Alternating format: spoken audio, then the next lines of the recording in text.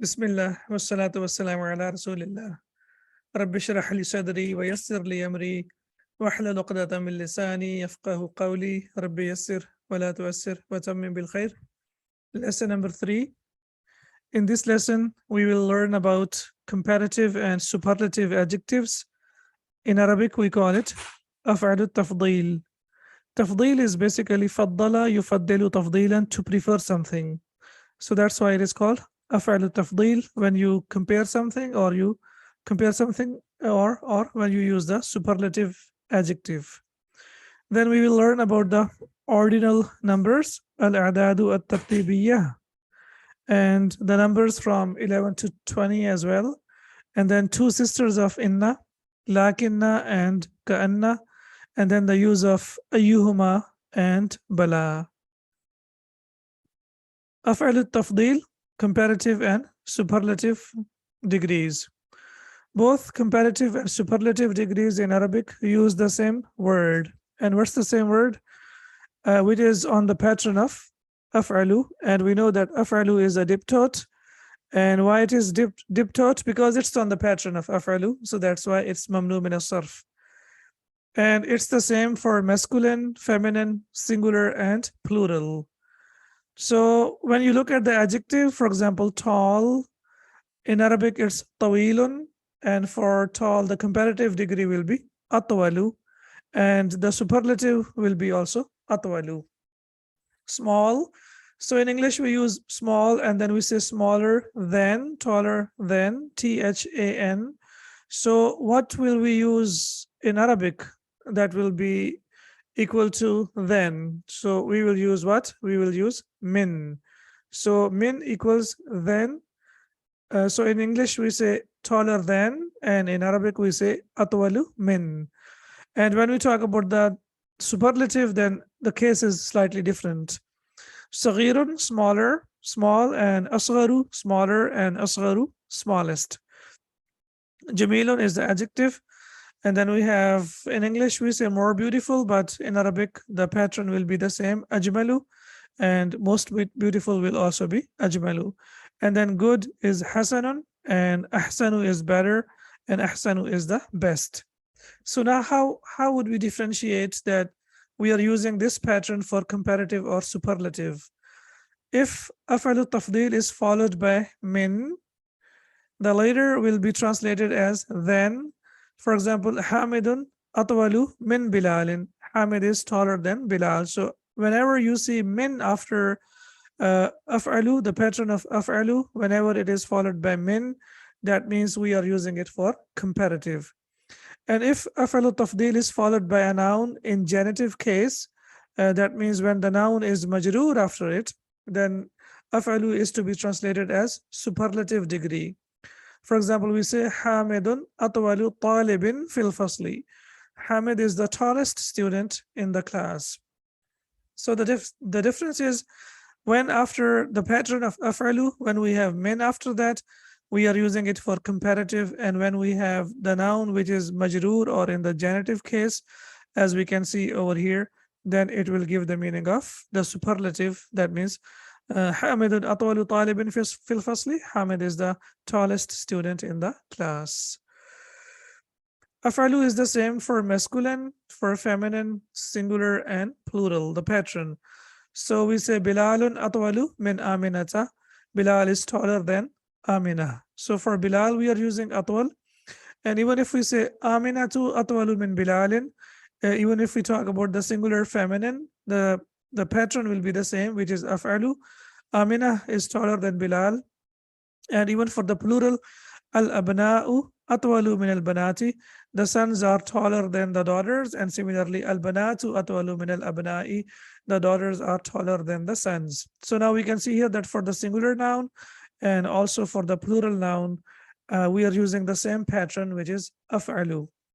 Note the following examples wherein min is followed by a pronoun. So we have the example here, Anta ahsanu minni. You are better than me, or you are better than I. So min plus ya al-mutakallim, and we know that there is an addition of noon as well, noon al-wiqaya, so it becomes minni. You are better than me. Ana aqsaru minka.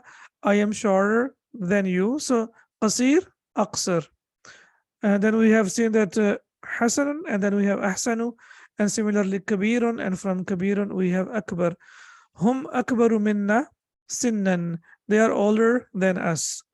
Okay, now هم أكبر منا. Then we have سنا. What is that basically?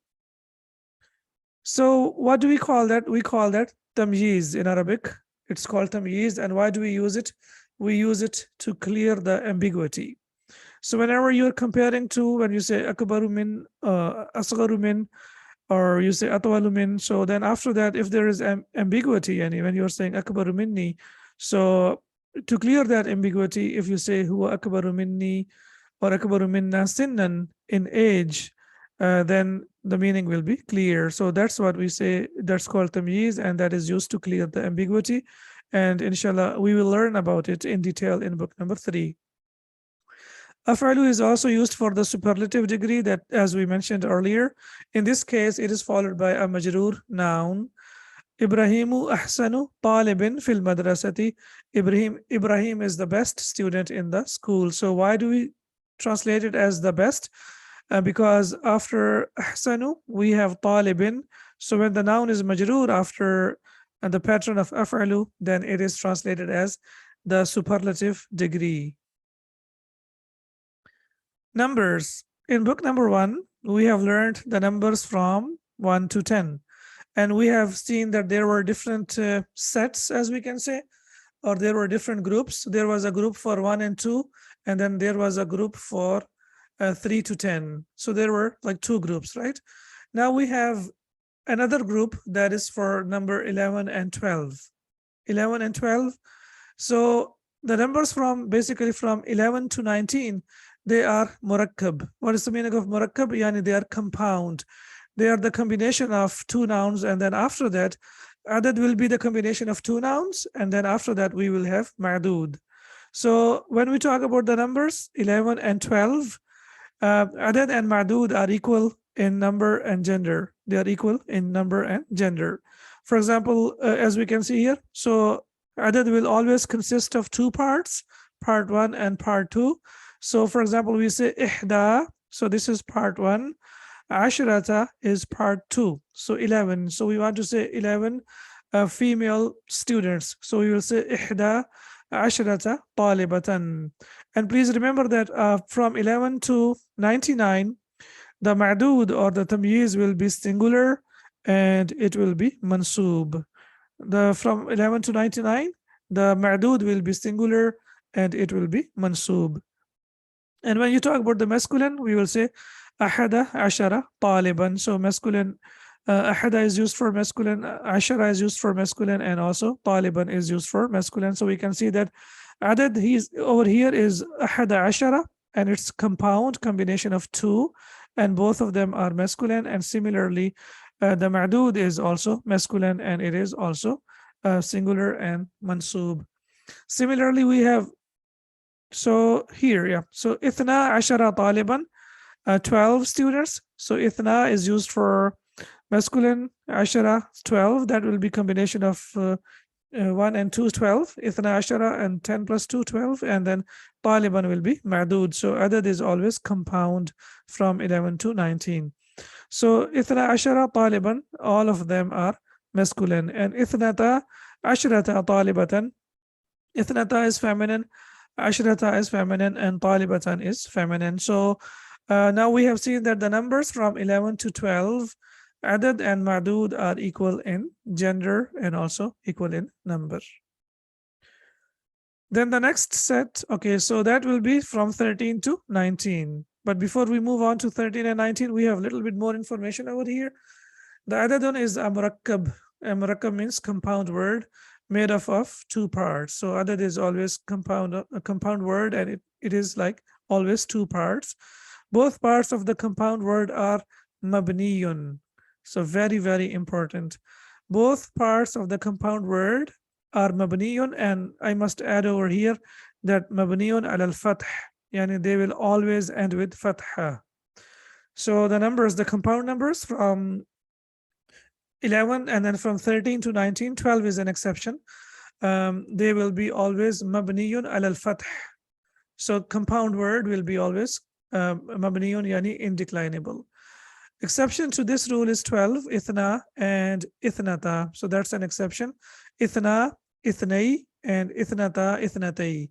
So if for some reason it is used as mansub, it will be ithnai, and for the feminine it will be ithnatai. And if similarly if it is majroor, it will be ithna and ithnatai. So these two are declinable. These two are ithna and ithnata, these are exceptions. So number 12 is basically exception to the rule. However, 11 and then 13 to 19, they are mabniyun ala al-fath. So in genitive case and in the accusative case, they will be ithnai and ithnatai. So adad is part 1 and part 2, and madud is either you can call it madud or we can call it tamyizun. The madud is always singular and mansub, as I mentioned earlier. So madud from 11 to 99, the numbers from 11 to 99, madud is always singular and it is always mansub. So now we move on to the fourth group, which is the numbers from 13 to 19. So there is a small difference from 11 to 12 that we need to notice. When we talk about the numbers from 13 to 19 and in masculine, what happens? Part 1 is opposite to part 2, or it is opposite to madud, as we can see over here. And when we talk about the feminine, the same goes over here. The first part of the compound noun, murakkab, will be opposite to madud. It will be opposite. Part 1 of the compound word is opposite in gender than that of the madud. Part 2 agrees with the gender of the madud. So part 2 and madud will be the same. However, part 1 will be opposite of madud. Again, part 2 and madud will be the same. However, part 1 will be opposite to madud. So if madud is masculine, part 1 will be feminine. And if madud is feminine, then part 1 will be masculine. Let's look at the examples over here. In fact, in this lesson, our focus is on the numbers from 13 to 19 that are used for the masculine. So we can discuss both, but our focus is from the numbers for masculine from 13 to 19. So you want to say 13 masculine students. So we will say ثلاثة عشر طالبا. Why do we have here ثلاثة? Because طالبا is masculine, and the first part of the murakkab has to be opposite in gender. So that's why we will say ثلاثة عشر طالبا. أربعة عشر طالبا. And the second thing that you need to notice over here, that the first murakkab or the compound or the first two nouns or adad is always mabniyun ala al-fath, as we can see over here. ثلاثة عشر طالبا, it is indeclinable, we can't change it. أربعة عشر طالبا, 14 masculine students. خمسة عشر طالبا, 15. ستة عشر, 16. سبعة عشر طالبا is 17, and ثمانية عشر طالبا is 18, and تسعة عشر طالبا is 19. So today we focus only on masculine numbers, and then inshallah in the next lesson we will focus on the feminine numbers. Only the first one we can see over here, that madud is feminine, talibatan. That's why the first part of the compound, where as we can see here, is masculine. Why? Because madud and the first part of the noun, they are opposite. However, the second part and madud are the same. So the easy way to remember is, if you have ta marbuta here, you have ta marbuta here. And that's the easiest way to remember it. So the numbers here, we can see the 20 number. So when we talk about 20, you can see over here, the adadun is one of the, on the same pattern as the sound masculine plural. As we know that the sound masculine plural comes on the pattern of una, like muslimuna, sabiruna, and it has the same form for both masculine and feminine. So if you want to say ishruna taliban for the masculine, so as we mentioned earlier, from 11 to 99, ma'dud will be singular and mansub. So we will say ishruna taliban, and also it will be ishruna talibatan, 20 masculine students and 20 feminine students. However, we know that ishruna is declinable, so it can be ishruna, it can be ishrina, depending on what comes before it. So it can be ishrina and it can be ishruna, but the mansub or the ma'dud will be always singular, and it will always be singular and mansub.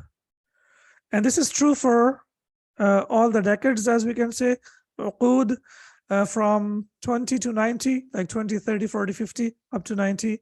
The pattern will be the same, ishruna, thalathuna, arbauna, khamsuna, up to tis'una. The pattern will be the same. Now we are done with the numbers from 11 to 20. So 11 to 20, we have seen there are three sets basically. 11 to 12 is one set or one group. Then 13 to 19 is the another group, and then we have 20 is a different group. So when you talk about numbers from 1 to 20, you have 5 different groups. So please try to write this down and try to make your own notes if you would like to. That the groups we have from 1 to 20, there are 5 different groups. Walakinna means but. Sometimes it's used with waw and sometimes it is used without waw. It means but is one of the sisters of inna and acts like, so it acts like inna. And we know that inna has ismu inna and khabaru inna. Bilalun mujtahidun walakinna hamidan kaslanu. Bilal is hardworking, but Hamid is lazy. So why do we say hamidan? Because after walakinna, we have ismu walakinna and khabaru walakinna, and ismu walakinna will always be mansub.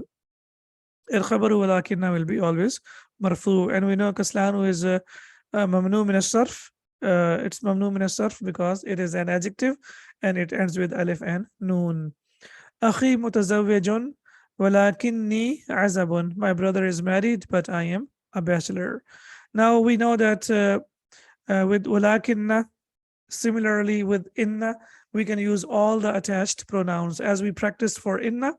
Now you can practice all the attached pronouns with walakinna. For example, walakinna, walakinnahu, walakinnahuma, walakinnahum, and it continues all the way up to walakinnani and walakinna or walakinna. Both of them are possible. Sayyarati qadimatun walakinnaha qawiyatun. My car is old, but it is strong. As I mentioned that we can use all the attached pronouns with walakinna. The next sister of inna is ka'anna, and this is overall the third sister of inna. What was the second sister of inna? Do you remember? It was la'alla. If you remember, it was la'alla. So that was the first sister of, I would say, the first sister of inna. Then this is the first one. So walakinna is the second sister, and perhaps, or I hope, or I fear, excellent. And then we have the third sister of excellent. Yeah. So the third sister of inna, which is ka'anna, is one of the sisters of inna, and so the noun following it is mansub. It means it looks like as if. It looks like as if. It is also used for tashbih. Inshallah, when we learn or when we start studying balagha, the rhetoric, inshallah, we will see that ka'anna is used as a adat tashbih as well.